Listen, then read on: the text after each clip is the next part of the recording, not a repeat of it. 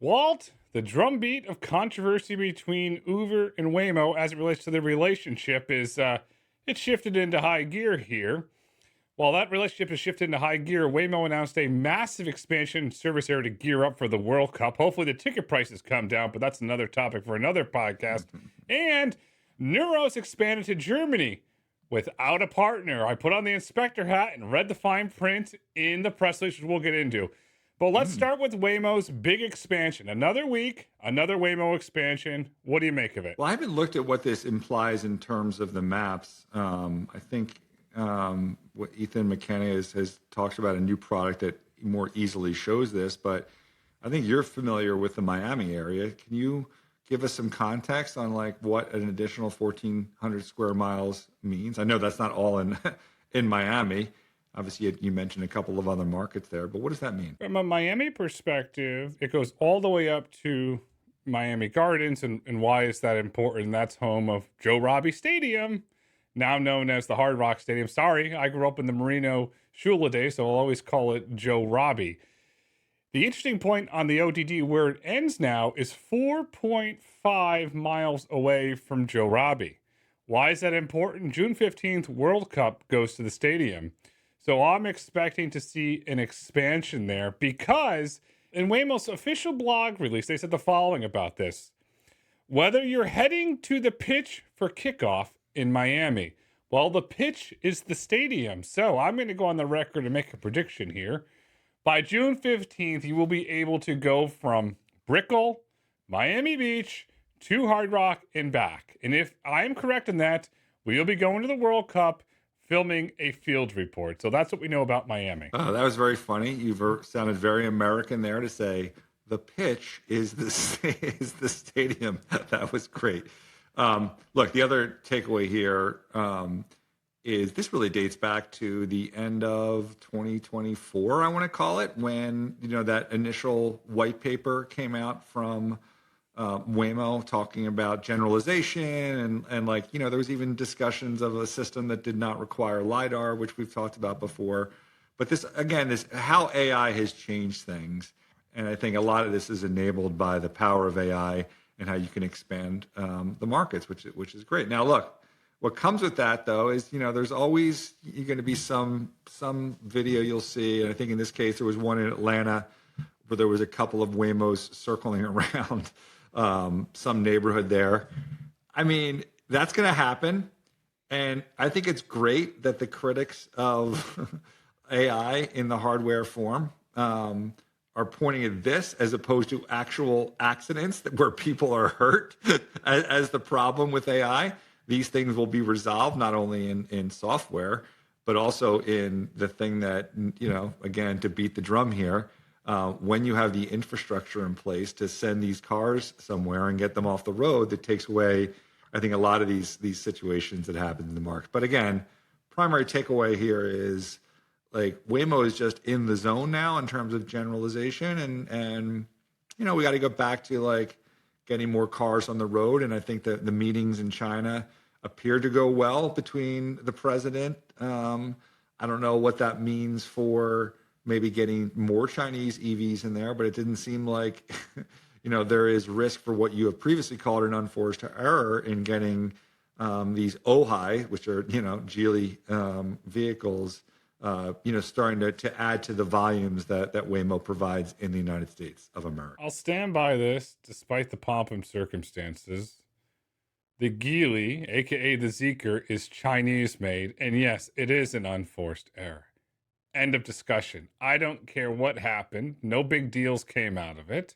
It was an unforced error. But what we do know, there's 3,791 vehicles that Waymo currently has in the fleet. So thanks to Bloomberg for that insight. I think I need to get my own hat, like the stubborn hat. Who is the ponytail from the Waltons where she's like crossing her hands and like, it's not an unforced error if they're able to populate this country with these automobiles. So you can cross your arms and be persistent there. But, I agree with you, though. Like, they probably shouldn't have taken the risk, but it looks like they're not going to pay the price. At least now, again, things, as we know with our president, can change. based on the last person he's talked to or the day of the week. So we'll see. But the initial thing seems to be pretty positive between us and China. Waymo is one truth post away from having the Zeekr, aka the Ojai, being an unforced error. That's one truth post away. Well, that is fair. I mean, the bigger news, I guess, the bigger news to the broader market, maybe not necessarily to us, is the ongoing controversy that exists. For any of our longtime listeners, I think we may stitch together some of these things. It goes back to really 24, early 25. I was actually on the side of trying to temper the issues that you were seeing between Waymo and Uber. So I was wrong on that for a while. I think at one point you had titled one of our YouTube clips something about they're headed for divorce, and I was like freaking out, like you shouldn't use that type of aggressive language in the title. And now that's literally the word that I'm hearing people talk about. So, props to you, but we've been talking about this a while, but it's definitely it's more mainstream. I think it was in Business Insider this week as well. Clappy hat for you, and thank you. We were fortunately right, and I thank you for giving credit where credit is due. As I was stubborn, and I dug my heels in. Nope, not changing. Nope, not changing. So thank you for giving credit where credit is due. It's very much appreciated, and the clappy hat also says thank you. So thank you. I mean, I think the other person that deserves a clappy hat is, again, Ethan McKenna, who, there was this, I guess one of the regulatory people at Uber was saying Waymo is not going into certain markets. And I guess, I don't know whether it was Ethan himself or someone showed that, in fact, Waymo had applied to be in that market. They just hadn't been approved by California. So it was kind of a false allegation by someone at Uber. And that, I think, dialed up the ranker on top of the stuff that we've been highlighting for literally over a year now. Yeah, and if you really want to look at, I'll use the term pouring gasoline on the fire, Rob Grant and I broke it down yesterday on Autonomy Signals, was Uber's policy paper. Rob put on his policy hat and went through it line by line. And if you read all of the technical policy language, they were all, I'll use the term, shots across the bow against Waymo. And to me, in my opinion, that was the final straw of that relationship. Partners do not attack partners. Those that are not getting divorced do not talk ill will about one another. So this thing seems like it's heading for a crash landing of a divorce. I'm going to call bullshit in that. Sorry, Mom. In that, I think you talked about the last straw being far before this. And I think that, to me, the bigger issue here is not just that we've been talking about this for a year, but within the investor base, if you look at Uber stock being, in the low 70s, really the peak of the expectation between that relationship was going back to that Zip It data when Austin was first launched, and everyone's like, oh, this is going so well, relative to how things ramped in California, that, Waymo and Uber are going to be partnered for everything. And, we both took the opposite stance on that, and which proved to be right. But now it's been a while since then, right? And now I think if you talk to most investors, there's been enough signal, as you like to call it, that this relationship has its issues. And so I think it's largely, this is not really new news, although again, some people are hyping this up, oh my God, I just noticed this from 2 weeks ago. No, anyone with half a brain saw this occurring for the past year. So I think it's largely in the stock, and it's almost expected. Now look, if Austin, they flipped and said okay, we're literally just kicking you out, which I think both of us have talked about before. Sure, that would have some incremental impact on Uber, but I think it's largely, no one, I think, at least in the near term, believes. Now look, bulls of Uber, our good friend Jason Calacanis would say yeah, that may be the case now, but at the end of the day, when they kind of run out of the amount of, demand that they can generate, that they'll end up coming back to Uber for that incremental volume when the entire market is much larger. That may be the case. That definitely may be the case. But as I've always said in response to that, it's going to be bumpy in the near term. And I think in the near term, there's enough demand, regardless of some of the data that some people are pushing out there. There is enough demand, I think, to continue to ramp, this autonomy in any market, whether it's California or any new markets that they're in now and expanding to. I want to highlight, I put my inspector hat on last time we were in Austin. I looked at the insurance registration, which is available in the vehicles. The vehicles are registered to an owner, Waymo LLC, not to Uber. So this is hypothetical. I'm not a lawyer. I'm not an insurance expert. It seems to me that the asset could simply move off the Uber app to the Waymo app just based on the asset owner structureship. That would be very interesting to see if happen at some point. All suddenly, you can only get Waymo on the Waymo app in Austin. Well, that's a great segue to the next topic, which is Lyft, and Nashville, which we're very focused on the progress of FlexDrive, which is their supporting cleaning charging service that they're building there for Waymo. We got some new information in that FlexDrive, is right now. I think Waymo is operational. My daughter took it there. The wait times were good. She had a positive experience. That's getting serviced by a Waymo-owned service center. So what's happening? The first thing to happen is they will turn that over to FlexDrive this summer. So that's earlier than we expected. However, I was getting excited, okay, great. I'm going to go to Nashville. I think the Eagles play in October. I'll go to Nashville, watch the Eagles beat the crap out of the Titans, and then check out the FlexDrive. But this is really just them. And this is not the bigger investment, I think, that FlexDrive is making in Nashville. That will be, I think, still in this kind of end of the year timeframe when Lyft will launch with Waymo cars, again, shared fleet, not separate fleets, using the true FlexDrive thing. So I think our trip to Nashville, Grayson, is still probably going to be delayed until later the year. But it's a good segue, and it kind of supports your view of look, Waymo owns and operates their own service center right now in Nashville. They will transfer that to FlexDrive. So these things can be transferred, and ownership and who runs them can change. And I think, again, to restate what Lyft has said, we'll have to see if it's true or not. They think FlexDrive is just going to be one of the better performing service centers out there, and that will be a differentiation. And that's maybe what they need long term. The one thing that I think a lot about, I've not been able to get an answer on, Alphabet has a real estate division that operates in multiple countries around the world. Why doesn't Waymo ramp up an infrastructure division underneath Alphabet Real Estate? If they're already starting to do this, it seems to me that obviously they have the capital to do it. They have the expertise to do it. It seems that they could bring it all in-house potentially. I mean, that's true. I think maybe there's a lot of things on the plate, right? Maybe FlexDrive is, they look at FlexDrive in the future and say, okay, that's a good asset to own, and then build upon that. Or maybe it's, whatever, they're doing at Hertz or Avis or Move. I think there's, tremendous opportunity, still a fragmented market. And you're right, they may own it and do it on their own. But I don't know if they would build that from scratch. They might wait till someone has enough critical mass, buy it, and then expand it from there. Or do the opposite, start their own, get a bunch of markets, and then sell it off. It could go either way. That's a valid point as the market fragments, and obviously Hertz is entering it, and we're going to have Gil West, CEO of Hertz, on the road to autonomy. There's a name that you do not hear anymore, Vomo. What happened to Vomo? That's a good question. I'll never forget one of our early fieldwork trips, and we were in Austin, and we're going down. We're in, I think, what was it? I don't even know. I think we were in a Waymo at that point, and all of a sudden we just see that Vomo logo, and you hear Grayson yell, "We found you!" It still makes me laugh to this day. To remember, that was the early days of discovering. Now, some of the ones we've discovered since then have been phenomenal. We get chased now by security. I wonder if some of these security has our pictures up.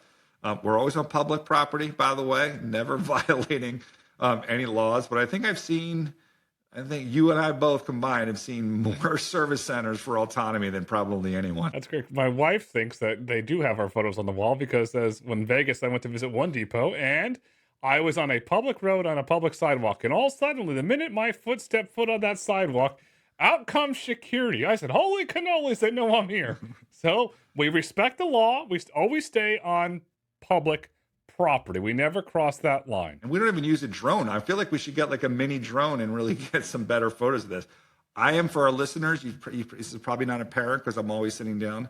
I am, about 6'5", so there's not many fences that I can't see over. And believe me, Walt's done a really good job of taking photos to help us count cars because of his height. So thank you for that. Drone footage would be cool, but I don't know the legalities around that, so we're going to stay away from that gray area. Now, it's not all bad news for Uber because one of their partners, Nuro, continues to, I think, expand and I think there's positive things happening there with them and Lucid. In fact, I think the Lucid CEO was talking about expanding to Europe, and I think Nuro opened an office in Munich, Germany, specifically to focus on engineering, operations, and partner engagement. And I think there was some discussion of like, hey, this is not just Nuro, Lucid in California for Uber, but also in the European markets. If you read the fine print, which we do, we're very good at that, in the press release, the name Lucid wasn't mentioned. And why is that important? Because they're opening an engineering and an office focused on partnerships in Munich, Germany. Munich, Germany is home to BMW. Pure speculation, or perhaps it's coincidence. I'm beginning to wonder, perhaps there's a Nuro BMW partnership in the works. And I say that because BMW recently killed their SAE Level 3 program. So there's a very clear door because they do not really have a sophisticated L4 program. They have an L2 plus program, but there's not an L4 program because furthermore in the press release, Nuro talked about personally owned autonomous vehicles. Well, the world's ultimate driving machine could become the world's ultimate riding machine if this deal comes to fruition. That's some pretty good detective work. I didn't see that personal ownership. Obviously, it makes sense. This is always the question I want to ask people. Like during the WeRide earnings call, which we'll get to later, I didn't get a chance to get a question there, but we'll be spending time with them shortly. I wanted to ask, like, okay, what's the long term here? Is it this kind of, hey, ride share is 30% of the market, or is it ultimately 5-10 years from now, is it private ownership? It's really kind of a more fundamental question that I think is no one knows. It's very debatable, but certainly has big implications for like, hey, we're bad. Like, who cares about Uber if ultimately everyone privately owns an autonomous car? But I want to go back to Lucid because the Financial Times, Grayson, did report that Mark Winteroff, who's the interim CEO at Lucid, said that their partnership with Uber and Nuro will go beyond the United States into European markets. Now, I hear you. Maybe that's not the case in Germany. Maybe there's indications that Nuro is going to have another partner. And look, there is no exclusivity between them and Lucid. And these guys at Nuro are smart. Like, no offense to Lucid, but like, you'd rather partner with more, especially more, let's say someone that has higher volume, maybe more long-term stability. So I don't deny or like knock down your allegation, but I think at the end of the day that it sounds like Uber and Lucid will be doing European cars for Uber. I'm sorry, Nuro and Lucid will be doing European cars for Uber. Yes, at some point, but don't forget the European Union is a vast market, and perhaps they could then go a hop, skip, and a jump to the left to the UK, where there's all sorts of political problems. Perhaps those Lucid cars can replace the Baidu cars. I'm just speculating there, but it is a possibility. Let's not forget, Nuro has been testing in Tokyo as well. Yeah, I mean, again, like I said, like I started this is a Uber partner, Nuro, who seems to be like, again, we talk about or at least Uber talks about 13. Obviously, they're including some food delivery people in there. Are there going to be 13 partners 5 or 10 years from now? Probably not, even though we want them all to win. So it's signposts like this, like, hey, one of your partners is now, talking about additional markets. That kind of puts them at the forefront, and kind of there's also this kind of long-term possibility that, like, if you're Uber, if rideshare becomes this thing, if the quantity shrinks down, if Waymo is not going to be your partner, if Tesla's not going to be your partner, why even bother having them as a partner? Maybe you just outright own them, and this becomes your autonomous play with your human drivers as this added value add in terms of your service offering. And you want to know a very other interesting thing in the press release that we uncovered? Logistics. Nuro is talking expanding into logistics. That's also interesting. Yeah, I mean, that's again, to really lock yourself in. Again, I wouldn't have expected it from the technology provider. I'd rather have a company like them use their money to focus on making sure that driver is out, right?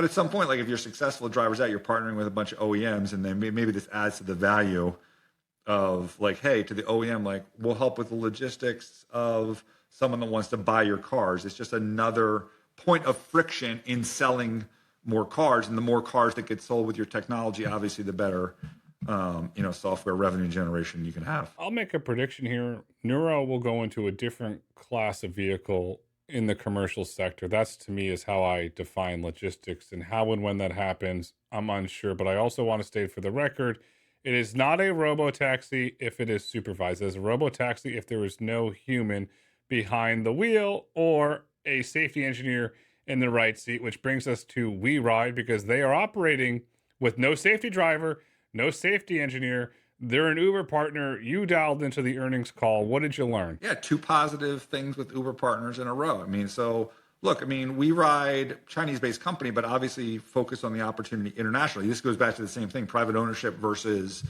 rideshare. Rideshare is like the labor in China is so cheap. You obviously want to be able to sell these cars to a rideshare company in Europe where there's more margin opportunity. And, they kind of talked about that. There's more news coming on Europe. I think they talked about Slovakia might being a new country for them.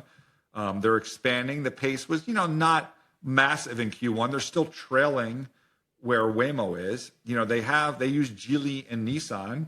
I kind of want to see WeRide find other OEM partnerships, ramp cars faster. They have very broad geographic areas, but we need to see more cars in there. Also, it was interesting because they're trying to generate revenue and profitability, which they do at the gross margin level with an ADAS business. And the CEO talked about driving their own Tesla. He'd love to compare his ADAS version. This is WeRide's ADAS version versus what Tesla can deliver in the market, and talks about supporting training from like a level 2, which is ADAS, to level 4 robotaxi on a unified platform. That is something that others have told us, no, these are two separate things. Level 2 is one thing, level 4 is another thing. And they hate on Mobileye, they hate on Wave, they hate on Tesla, saying like, no, like level 2 is different than level 4. These are two structurally different things. And here's a company that like has no one in the driver's seat, no one in the passenger seat, and delivering and pushing that. And by the way, someone tried to set them up to rip on Tesla and LiDAR. And obviously he's going to be pro LiDAR, but I think was much more not like, hey, you can not only do it one way.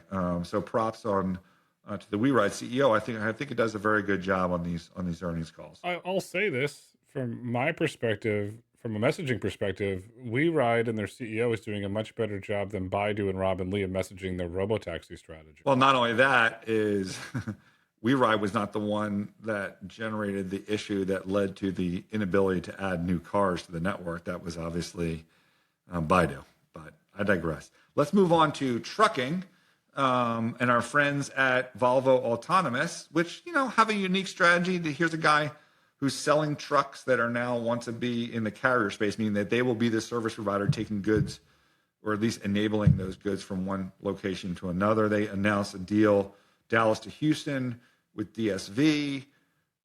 Again, there is going to be someone sitting in that driver's seat. It will be quote unquote driverless. It is Aurora. They were also mentioned in the press release, Wabi. Sasko, who runs that group, has been very positive about what he views the Wabi potential is. And look, stay tuned. I think, what I'm expecting out of Aurora is that they will take that, safety driver, whatever you want to call it, out of the seat and go fully driver out by June 30th. So that's what we're looking forward to. But this is a pretty good milestone, both for the Volvo Autonomous Group as well as obviously for Aurora. It's a positive for Sasko and the Volvo Autonomous Solutions team, but we have to clarify, driverless is not autonomous. When you have a safety attendant behind the wheel, it is supervised.